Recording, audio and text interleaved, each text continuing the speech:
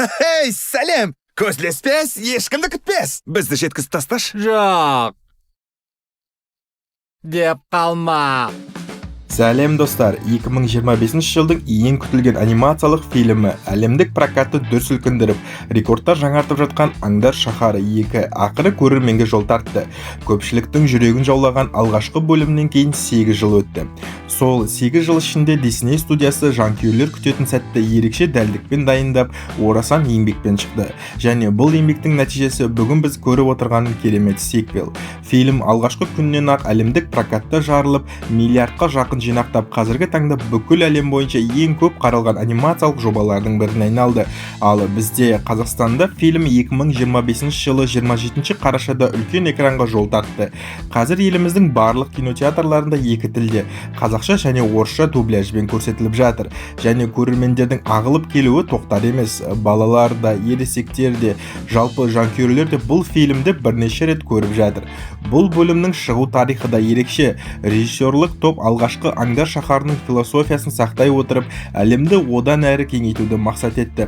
Осы мультфильмнің жалғасында қала құрылымы, жаңа аудандар, жасырын қауымдар, рептилиялар тарихы, саясат, достық, махаббат және әділдік сияқты үлкен тақырыптар қозғалады. Яғни бұл фильм тек мультфильм емес, толыққанды әлемді кеңейткен күрделі оқиғаларға құралған киножоба.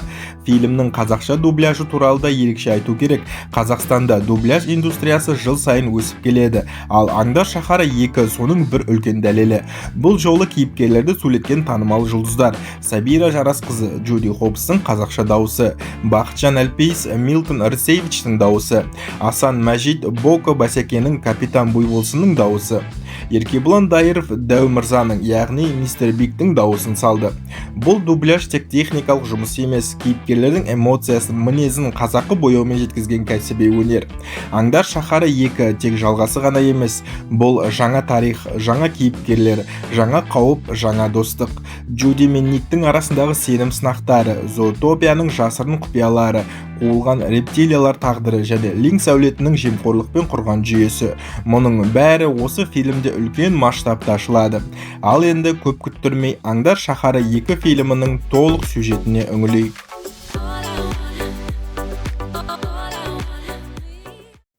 Аңдар шаһары 2 бөлім алғашқы фильмнің қысқаша қайталауымен басталады. Онда мисс Барашкестің жасырын жоспарын Джуди мен Ник қалай әшкерелеп, оның қамауға алынуына себеп болғаны көрсетіледі. Олардың бұл әрекеті бүкіл қалада сенсацияға айналып, мисс Барашкес өз мойнымен айтқан мойындауын жазып алған қоян тәрізді диктофонның арқасында кінәлі деп танылды. Джуди мен Ник Зверополис халқының көзінде нағыз қаһарманға айналып, Ник ресми түрде ЗПД, яғни Зверополис полиция департаменті құрамына қабылданып, қаладағы алғашқы қоян түлкі полиция дуэтін құрды. Жаңа мэр Брайан барлық жануарлар өзіне қолайлы климатты өмір сүре алатын жаңа ауа райы қабырғасының салынуын қуана атап өтеді. Джуди мен Ник келесі тапсырмаларына дайындалып жатқанда, басшы Бого офицерлерге кеден қызметкерінің жемқорлыққа араласып, заңсыз жүкті тасымалдауға қатысы барын хабарлайды. Ол бұл істі аға офицерлерге тапсырып, әлі тәжірибесі аз Джуди мен Никке жай ғана бақылап үйренуді бұйырады. Алайда екеуі тыңдамай өз беттерімен миссия өтетін жерге кетіп қалады, өздерін бала көтеріп жүрген жұп ретінде бүркемелеп. Снутли оларды шектеулі аймақта тоқтатып, екеуін жұп ретінде көргеніне таңғалады. Ол оларды кетуге шақырады. Бірақ Ник оның назарын баласының туған күн тілегін орындау үшін осы жерге келгендері жайлы әсерлі әңгімемен бұрып, естелік ретінде бір затқа қол қойып беруін сұрайды. Снутлидің назары басқа жаққа ауған сәтте Джуди жасырынып кетіп, белгісіз жүкке толы контейнерді ашып үлгереді. Бірақ дәл осы кезде рациядан басшы Богоның дауысы естіліп, олардың жоспарларын әшкерелейді. Снутли абдырап фургонға мініп қашып кетеді. Джуди мен Ник бір шошқаның көлігін айдап кетіп, оны қуа жөнеледі. Ал қаланың 100 жылдық мерекесіне дайындалып жатқан тұста ЗПД-ның басқа бөлімдерді қуғынға қосылады. Полиция жолға арнайы тікенек жолақтарын төсегенімен Снутли олардан сытылып шығып отырады. Ақыры темір бағанаға соғылып, есінен танып қалады. Оның фургоны тоқтамай тікелей мерекелік шеруге қарай жүріп бара жатты. Жедел әрекет еткен Джуди көліктің жылдамдығын арттырып, жүріп бара жатқан фургонға секіріп мінеді де, оны халыққа соғылар сәтте тоқтатып үлгереді. Нәтижесінде фургон жаңа ашылған ескерткішке барып соғылады. Джуди сол сәтте бір жорғалаушының қашып бара жатқанын байқап, жерден жорғалаушыға тиесілі тері сынығын табады. Кейінірек ол бір блогердің видеосын көріп қалады. Онда Зверополисте бір кездері жорғалаушылар қауымы өмір сүргені, бірақ оларды жүздеген жыл бұрын қала аумағынан қуылғаны баяндалады. Шулы қуғын, заң бұзу және өз бетінше әрекет жасағандар үшін ашуға мінген басшы Бого Джуди мен Никті алдына шақырады. Джуди оған жорғалаушы терісін көрсетеді, бірақ ол толық түсіндіріп үлгермей жатып, Бого оларды жұмыстан босатып, Джудиге "Мен сені құрметтеймін, бірақ ережелерді орындау міндет" деп ескертеді. Ол егер жаңа тапсырмадан сүрінсе, екеуін әртүрлі бөлімге бөліп жіберетінін айтады. Кейін оларды серіктестік сабақтарына жібереді. Инструктор Фазби олардың командалық жұмысын жақсартуға уәде береді. Бірақ Джуди мен Ник ол жерде өздерін жайсыз сезінеді. Басқа сәтті дуэттер оларды мазақ қылып төмендетеді. Джуди өзін дәлелдеуге тырысқысы келеді, ал Ник керісінше "Біз ешкімге бірдеңе дәлелдеп қажет емес" деп ойлайды. Джуди кеш бойы сабақ оқып алаңдайды, ал Ник салғырт күйінде қалады. Сол түні Джуди жаңалықтардан бұрынғы жорғалаушылар шабуылы кезінде жоғалып кеткен Лингсли журналының қайта табылғаны туралы сюжет көреді. Ол бұл жаңалықта көрсетілген фургонның дәл сол күні көрген фургон екенін аңғарады. Дәлелдері арасын тексеріп отырып, Зоотопия қаласының оқиғасына қатысты бір парақшаны табады. Джуди интернеттен ізденіп, жорғалаушылардың сол журналды ұрлау үшін шабуылдағаны туралы ескі видеоны тауып алады. Видеода жылан бір күні қайта оралады деген болжам айтылады. Джуди бұл жөнінде Никке қоңырау шалып өз күдігін түсіндіреді, бірақ Ник оған сенбейді. Джуди Никтің қасына барып, істі шешіп, беделдерін қалпына келтіре алатынын дәлелдеуге тырысады. Ақыры Ник келіседі. Қала 100 жылдық мерейтойын тойлап, жұлдыздар Зоотопия гала концертіне жиналып жатқанда, Джуди бұрынғы фургонды автотұрақтан көріп қалады. Ол және Ник сәнді киініп, қызметкерлер есік арқылы ішке сытылып кіреді. Олар журналдың арнайы қозғалатын аймақта тұрғанын байқайды. Ник өзінің айлакер дағдыларын пайдаланып, екеуін ішке кіргізудің амалын табады. Джуди журналға жақындаған сәтте кенеттен басшы Бого пайда болып, ол үрейленгеннен Повертке соғылып кетеді. Ал Ник төмен құлап жерде тағы бір жорғалаушы терісін тауып алады. Ол дереу Джудиге хабарласуға тырысады, бірақ жауап ала алмайды. Сол кезде ол люстраның үстінде біреудің тұрғанын байқап қалады. Дегенмен әрекет жасауға үлгермей, басшы Бого оны ұстап алады. Бұл сәтті Джуди көріп қалады. Кенеттен сахнаға жылан секіріп шығып, бүкіл гала кешті дүрліктіреді. Жылан Милтон Лингслиге шабуыл жасап, журналды тартып алып қашпақ болады. Джуди оған іле-шала қуа жөнеледі. Жылан журнал тұрған қорапты ашады, бірақ оны Милтонның өзі көмектесіп ашқанын Джуди байқап қалады. Джуди қуып жеткенде жылан өзін ақтап, "Мен зиянсызбын, шынымен қауіптілер Лингслилер. Бұл журналда менің отбасымды үйіне қайтаруға қажет шындық жазылған" деп түсіндіреді. Джуди жауап беріп үлгермей жатып, Ник келіп жыланды есінен тандырады. Сол сәтте Лингслилер жетіп келіп, офицерлерге жыланды өлтіруді бұйырады. Джуди жағдайдың дұрыс еместігін сезеді де, Ник екеуі жыланды қорғауға көшеді. Жылан есін жиып, абайсызда басшы Богоны шағып алады. Сол уақытта полиция бөлімдері ішке лап қоюға ұмтылады, ал жыланды біреу балконнан құлатып, сыртта күтіп тұрған бір байкер алып қашып кетеді. Офицерлер Джуди мен Никті жыланға көмектесті деп айыптайды. Джуди журналды қолына іліп алып, Ник екеуі мұзды көлбеу жолмен сырғанап қашады да, ақыры мистер Биктің көлігіне соғылады. Мистер Бик екеуін дереу ұстап алады. Қаланың барлық жаңалықтарында Джуди мен Ник жыланға баспана берген қылмыскер ретінде жарияланып, екеуі іздеуде жүрген қауіпті тұлғаларға айналады. Жыланның шаққаннан зардап шеккен басшы Богоға жедел жәрдем көмек көрсетеді, ал Милтон мен оның бауырлары мэр Брайанға қысым көрсетіп, Джуди, Ник және жыланды жоюды талап етеді. Сонымен бірге журналды өртеп жіберуге бұйрық береді. Мэр Брайан кідіріп қалған кезде олар оның қызметіне кетіретінін айтып сес көрсетеді. Ақыры полицияға үшеуін де ұстау туралы бұйрық түседі. Мистер Бик Джуди мен Никті қоймаға алып барып, оларға жаңа құжаттар мен қашуға арналған көлік береді. Джуди Лингслилердің өтірігін түсіндіргенде, мистер Бик оған олардың аулақ жүруді ескертеді. Олар нағыз қылмыскерлер деп. Алайда Джуди шегінбейді. Ол жыланды қорғауға және журналдағы шындықты ашуға бел буған. Мистер Биктің қызы Фру Нибелден көмек сұрауды ұсынады. Көп ұзамай Нибел келеді де көмектесуге келіседі. Ол оларды Марш базарына алып барады. Мұнда Зверополистен алыстатылған кесірткелер мен басқа да жорғалаушылар өмір сүретінін айтады. Кейін оларды ескі қаңырап қалған паромның ішіндегі жасырын жорғалаушылар панасына алып барады. Дәл сол кезде полиция оларды іздеп жетіп келеді. Кеменің ішінде жүргенде Ник жорғалаушылар жанында өзін жайсыз сезінетінін мойындайды, ал Джуди оны әзілмен қағытып алады. Кенеттен құпия есік ашылып, жорғалаушылардың жасырын мекені көрінеді. Ник орында қатып қалып, жергілікті тұрғындардан шошып кетеді. Нибл оларды Жесус есімді кесірткемен таныстырады. Ол оларды құртпен қонақ қылып, аздап әзілмен қорқытады.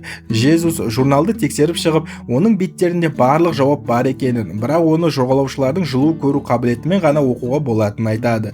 Ол тасбақаның қайғылы өлімі қалай жорғалаушылардың қала сыртындағы жерлерге қуылуына себеп болғанын, сол арқылы лингслейлердің олардың жерін иемденіп, өз аймағын кеңейткенін түсіндіреді. Қазір жорғалаушылар тағы да толықтай құтылудың алдында тұрғанын айтады. Джуди мен Ник бәрін толық біліп үлгермей тұрып, полиция пананы қоршап алады. Жесус оларды құпия өткелмен шығарып жібереді. Қаланы тағы да құтқарасыңдар деп сенеді. Кенеттен Гэри журналды қолды қылып қашып кетеді. Джуди оның соңынан қайықпен қуып, Ник артынан жетуге тырысады. Полиция да су бойымен қуғынға түседі. Үшеуі құбырлар ағынынан түсіп кетіп тұншыға бастайды. Джуди Гэриді ұстай жаздап әлсіреп есінен танып қалады. Сол сәтте Ник люкті ашып, Джудиді де өзін де құтқарып қалады, ал Гэри құтылып кетеді. Кейін құбыр ішін тексерген Джуди ішінде гүл белгісі бар сіріңке қорабы салынған сөмкені табады. Сол кезде екі ешкі пайда болып, бұл гүлдердің таудағы қайыншақ үйінің маңында өсетінін айтады. Джуди мен Ник арқамен тауға көтеріледі. Ник биіктен қорқып Джудидің өз дауыс жазбаларын пайдаланып оны әжуалайды. Сол жазба құрылғысы төмен құлап сынып қалады. Олар таудағы үйге жеткенде полицияда келіп қалып, сынып қалған диктофон арқылы Джуди мен Никтің ізіне түседі. Үйдің ішінде Джуди тағы да жылан терісін табады. Ник абайсызда құлап қала жаздап офицерлердің жақындап қалғанын ескертеді. Джуди газетті көріп қалады. Онда Эбенезер Лингслейдің Тундратауының кеңейту мақсатында жыландарды құрту жоспары бейнеленген.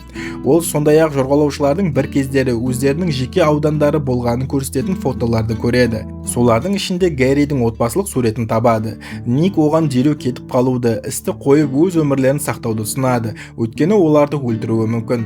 Бірақ Джуди берілмейді. Бұл шындықты біреу айтуы керек, ол біз, деп табандылық танытады. Полиция шабуылы кезінде тау үйі қақ айырылып айқас басталады. Сол сәтте Ник қолға түседі, ал Джуди үйдің сынықтарымен бірге төмен сырғып кетеді. Джудиді Поверт әрі Гэри құтқарып алады. Енді Джудидің алдында тағдырлы таңдау тұрады.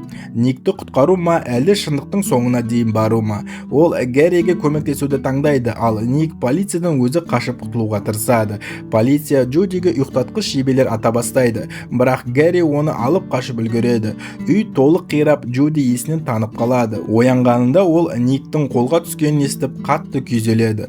Бұл уақытта мэр Никті тергеп жауап талап етеді. Ник бірде-бір сөз айтпайды, сондықтан оны абақтыға қамайды. Милтон Марш базарына дейін аймақты кеңейтуді бұйырып, Джуди қаза тапты деп ойлап, Никке де жаза қолдануды талап етеді. Милтонның қызы Поверттің бір тал қылын дәлел ретінде көрсетеді. Милтон оны таптырып, қамауды бұйырады. Жолда келе жатып, Гэри Джудиге Никті құтқарамыз деп сендіреді де аузынан кітапты қайта шығарып береді. Олар Поверттің жасырын мекеніне жетеді. Поверт Гэридің оған жазған хатын оқығаннан кейін жасырын түрінде көмектескенін айтады. Дәлелдер мен құжаттарды жіберіп, жорғалаушылар жайлы шындықты ашуға жол көрсеткен.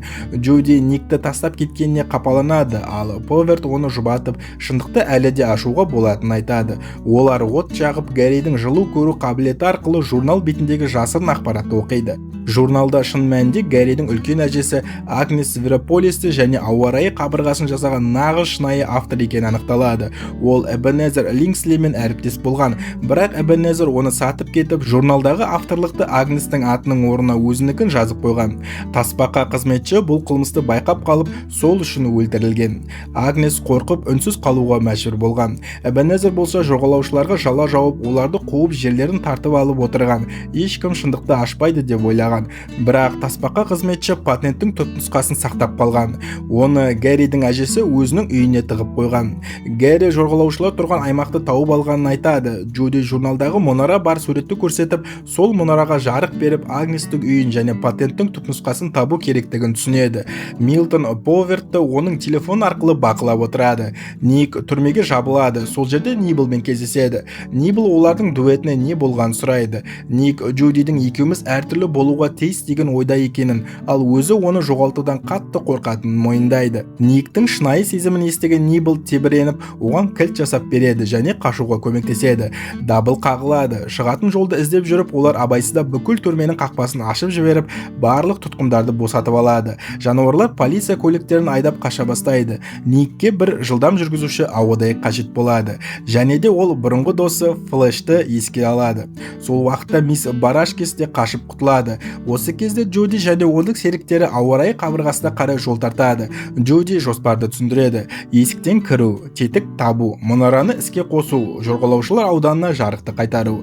Олар патентті табу үшін сапарын жалғастырады. Ал Ник сол сәтте Клоухазерге хабарласып, Джудиді табу үшін Поверттің телефонын бұзып, оның орнын нақты беруді сұрайды. Клоухазер Полдың назарын басқа жаққа аударып, компьютерді бұзуға әрекет жасайды, бірақ ол өте ұсақ күрделі парольмен қорғалған болып шығады. Сол кезде Джуди мен оның тобы ауа райы қабырғасына жетеді, бірақ полицияда дәл сол уақытта келіп қалады. Олар Джудидің орнын оның телефоны арқылы анықтаған. Бұл бақылауды тоқтату үшін Джуди оның телефонын бірден сындырып тастайды. Олар жанып тұрған жануарлар фестивалі арқылы жүгіріп өтеді. Полиция сондарынан қалмай қуады. Джуди жолдан Газелияны кездестіреді. Ол оларды қолдап қууға қатысқан зебра офицерлерін тоқтатып жол ашып береді. Ник те Джудидің ауа райы қабырғасының кіру есігінде екенін біледі. Линкслилерде бұл ақпаратқа қол жеткізіп, офицерлерге оларды кез келген жолмен тоқтатуды, қажет болса оларды өлтіруге бұйырады. Джуди мен серіктері есікке қарай барынша жылдам жүгіреді. Полиция ұйықтатқыш жебелермен оқ жаудыра бастайды. Джуди Повертті қорғауға тырысады, бірақ дәл сол сәтте Ник Флештің көлігімен зырылдап келіп, оларды құтқарып алады. Джуди мен басқалары қабырға ішіне кіріп үлгереді, ал Ник сыртта қалып қояды. Ішке кірген соң Джуди тундра тауының басқаратын тетікке апарар есікті табады. Ол тетікті қосып, қарасында жасырылған мұнараны іздейді. Ақыры олар оны тауып алады. Джуди сырттағы камералар арқылы Никтің жағдайын көріп, оған көмектеспекші болады, бірақ дәл сол кезде Нибел Никті ішке кіргізеді. Кенеттен Поверт сатқындық жасап, Джудиге Гэридің уын инъекциялайды. Гэриді аязды аймаққа лақтырып, қатып өлуге қалдырады. Поверт Джудиге өзінде оны да ешкім бағаламаған төменгі адамдар ретінде көретін айтады. Осы әрекеті арқылы ол ақыры өз отбасында құндылыққа ие болатын адамға айналатынына сенімді. Оның келесі нысаны Ник. Джуди Повертті тоқтатуға тырысып, біз басқалар сияқты болмауымыз керек деп айғайлайды, бірақ Поверт тыңдамай кетіп қалады. Джуди мен Гэри инъекция әсерімен әлсіреп, денелерін бақылаудан айырыла бастайды. Бұл уақытта Ник қабырға ішінде іздеу жүргізіп, Поверт Нибелге тап болып, оған да инъекция салады. Джуди бақылау экрандары арқылы болғанның бәрін көріп отыр. Ник ауа райы қабырғасының басқа бөлігіне түседі. Ақыры ол қаруланған Повертпен бетпе-бет келеді. Сол кезде Гэри Джудиге қарап, сен Зверополисті әжем қалағанда етіп өзгерттің, сен нағыз өзгеріс жасадың деп оны жұбатады. Гэри Джудиге жақындап, оның дене жылуын пайдаланып, өзін қайта қалпына келтіреді. Бірақ Джуди әлсіреп, есінен тана бастайды. Полиция келіп Гэриді қоршайды. Ник пен Гэри екеуі де жау ортасында қалады, бірақ күресуді тоқтатпайды. Айқас кезінде Гэри Поверттің сөмкесінен у қайтарғыш антидотты байқап қалады. Ник Поверттен шайқасып жатса да, Гэри оған антидотты ал деп айқайлайды. Қар үстінде шайқас өршіген сайын мұз жарылып, антидот платформаның шетіне қарай сырғиды. Осы сәтте Ник Джуди үшін өлуге де тұрарлық деп құлау қаупіне қарамастан антидотты Гэридің қолына лақтырып үлгереді. Гэри Джудиге у қайтарғыш инъекция салып, оның есін қайта кіргізеді. Сол сәтте мұз толықтай опырылып, Джуди Никке қарай жүгіріп, дәл уақытында оны ұстап қалады, ал Поверт төменге құлап бара жатады. Екеуі құшақтасады. Осы уақытта Ник, біздің әртүрлі болуымыз мен үшін маңызды емес, мен үшін сен маңыздысың, тек мен оны айтуға қиналамын деп сезімін мойындайды. Олардың бұл нәзік сәтін Поверт бұзады. Ол қар мотоцикліне мініп патентті жоюға асығады. Төртеуі Джуди, Ник, Гэри, Нибел оны қуа жөнеледі. Поверт әкесіне хабарласып, патент туралы шындықтың бәрін мойындай бастайды. Бірақ Джуди мен Ник дәл дер кезінде оны қуып жетеді. Нибел мен Гэри Линкслилерге қарсы шайқасқа түседі. Ал Джуди мен Ник Повертті қуып, ақылды айламен жүк көлігін пайдаланып, тығыз бұталары бар аймақтан өтіп оған жетеді. Джуди Повертке шабуыл жасайды, бірақ бірақ ол Джуди мен Никті жеңіп кете жаздайды. Дәл сол сәтте Гарри мен Нибл келіп екеуін құтқарып қалады. Жемқорлықтан шаршаған мэр Брайан өзі іске араласып, Линкслердің ісін тоқтатады. Поверт қамауға алынады. Кейін Гарри және басқалары жорғалаушылар қаласына барады. Олар жүріп келе жатып Гарридің әжесінің ескі үйін табады. Үйдің ішінде оның сақталған жұмыстары тұр. Ал Гарри бір қорапты ашып патенттің түпнұсқасын табады. Кенеттен Поверт қайта оралып үйді өртемек болады. Бірақ полиция тағы да араласып оны ұстап әкетеді. Бұл жаңалық бүкіл қалаға тарап кетеді. Джуди мен Ник, сондай-ақ Гарри мен Нибл Линкслер әулетінің патентті ұрлағанын дәлелдеп оларды әшкерелейді. Марш базары ресми түрде Зверополис құрамына қайтарылады. Джуди мен Ник ерлігі үшін марапатталады. Жорғалаушылар қаладан қуылмай қайтадан қоғамға қабылданады. Гарри ақыры өз отбасымен қайта қауышады. Ник Джудиге оның сәбіз пішінді диктофонның жаңа нұсқасын сыйлайды. Фильм екі серіктің жаңа тапсырмаға, қашып кеткен тұтқындарды іздеуге аттануымен аяқталады. Бірінші нысаны олардың Мисс Барашкес болып шығады.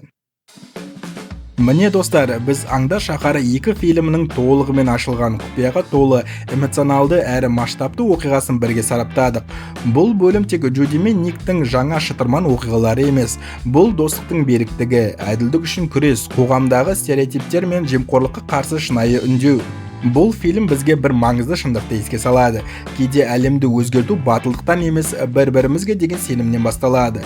Аңдар шаһарындағы сияқты біздің өмірімізде де әртүрлі көзқарас, әртүрлі мінез, әртүрлі болмыс бар. Бірақ соның бәрі бір арнаға тоғысқанда ғана ортақ жеңіс келеді.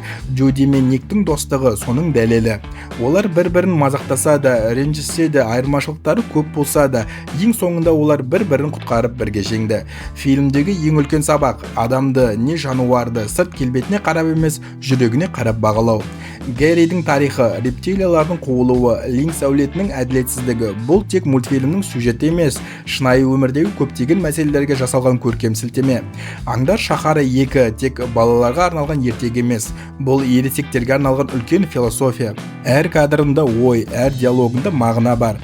Біз көрген оқиға аяқталғанымен зоотопия әлемінде жаңа тараулар енді басталып жатыр. Сонымен достар, Аңдар шаһары 2 тек бүгінгі оқиғамен аяқталатын фильм емес, бұл болашаққа ашылған үлкен қақпа. Студия әдейі қалдырған сұрақтар, посттитрлік сценалар және жұмбақ ишаралар бәрі бізді келесі бөлімге дайындап тұрғандай. Посттитрлік көріністе біз Джудидің көршілерін көреміз, қарапайым жағдай секілді. Бірақ Джуди терезеге Ник сыйлаған сәбіз қаламды қойғанда, терезе алдында бір қауырсын түседі. Бұл жай ғана деталь емес, бұл зоотопия әлемінде құстардың пайда болатынына жасалған ең тікелей ишара. Бірінші фильмде біз тек сүтқоректілерді көрдік. Екінші бөлімде рептилиялардың кезінде қоғамның бір бөлігі болғаны, бірақ 100 жыл бұрын қуылғаны ашылады. Ал құстар, біз бұл әлемде бірде-бір құсты көрген жоқпыз. Бұл әдейі жасалған таңдау. Демек олардың бөлек, бәлкім оқшауланған қоғамы бар болуы мүмкін, немесе бір себеппен зоотопияға кіргізілмейді. Қауырсынның пайда болуы жай ғана символ емес. Бұл жаңа түрдің, жаңа қауымның, жаңа қақтығыстың алғашқы белгісі. Мүмкін Джуди кездейсоқ біреудің назарын өзіне аударып алған шығар. Мүмкін құстар рептилиялар сияқты әділетсіздікке ұшыраған шығар. Ал бәлкім Линкс әулетінен де үлкен құпия бар. Үшінші фильмде бұл жұмбақ толық ашылуы әбден мүмкін.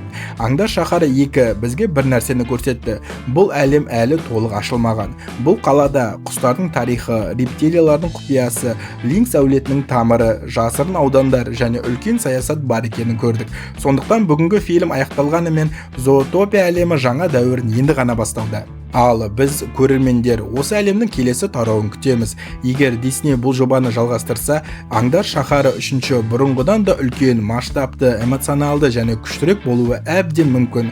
Біз Джуди мен Никтің жаңа жолдарын, құстардың пайда болуын, қоғамдағы жаңа құпияларды және зоотопияның толық кеңеюін көруіміз ықтимал.